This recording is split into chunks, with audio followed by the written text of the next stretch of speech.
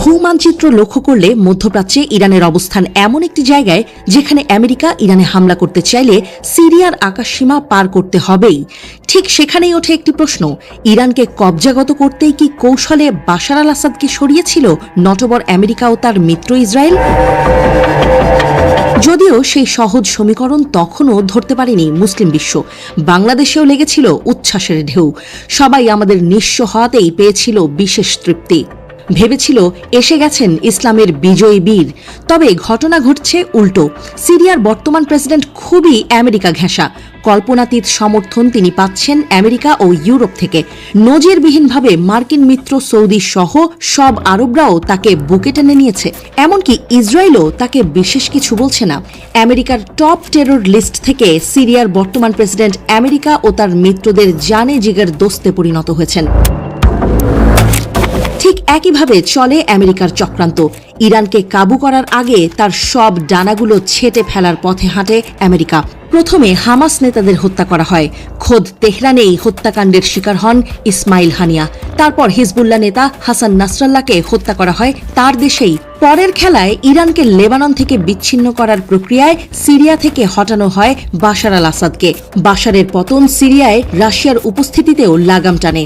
Khamenei হয়ে পড়েন পুরো দস্তুর নিঃসঙ্গ। হারাধনের 5 ছেলের শেষ ছেলে হয়ে যারা থাকেন খামেনির হাতে, তারা হলো ইয়েমেনের হুথি। ইরান থেকে সে বহুদূরের পথ। এসব খেলার প্রতিচক্রেই ইসরায়েল আমেরিকাকে সহায়তা করতে থাকে আরব দেশগুলো। মুখে নিন্দার কোরাস তুলে আরব লীগ সামিট কিংবা OIC এর বৈঠকে হট কফিতে কোল্ড চুমুক দেয় আরবরা। তবে তা কেবল কথার কথা। ভাসুরের নাম তারা কোনো মতেই জোরালোভাবে মুখে নেয় না।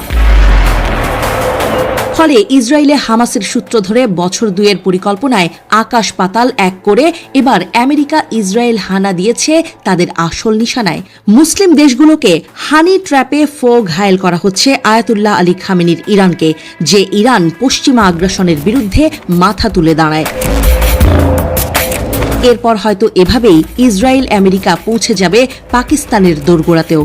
কারণ কোনোভাবেই তারা চায় না মুসলিম কোনো দেশের হাতে কোনো পারমাণবিক অস্ত্র থাকুক। নেতানিয়াহু বহু আগেই ঘোষণা দিয়েছিলেন ইরানের পর তাদের টার্গেট পাকিস্তান। সম্প্রতি ইসরায়েলের এক সাবেক মন্ত্রীও পাকিস্তানে হামলার ইচ্ছা পোষণ করেছেন। ইরান মিশন সফল হলে ইসলামাবাদে হামলে পড়তে তেল আবিবের খুব একটা কষ্ট হবে না। পাকিস্তানের পাশেই আছে ইসরায়েল মিত্র ভারত। তারাই তাদেরকে পূর্ণাঙ্গ সহায়তা করবে। আগেও একবার ভারতের সাথে মিলে পাকিস্তানে হামলা চালানোর পরিকল্পনা করেছিল ইসরায়েল। তবে ভয়ঙ্কর বিষয় হলো, ক্ষমতা টিকিয়ে রাখতে সৌদি আরব থেকে মিশর সব রাজাধিরাজরা আমেরিকার পদলেহন করে চলছে। সেই সুযোগেই একে একে মুসলিম শক্তিগুলোকে গিলে খাচ্ছে জায়নিস্টরা।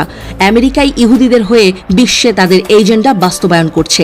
আজকে যে মুসলিম দেশ ইরানের পতনে মজা নিচ্ছে, কালকে সেই হয়তো হবে আমেরিকা ইসরায়েলের সহজ শিকার। ইরান তো বুক চিতিয়ে লড়ছে। অলস আরব রাজাদের সেই প্রতিবাদের শক্তিটুকুও অবশিষ্ট আছে কি?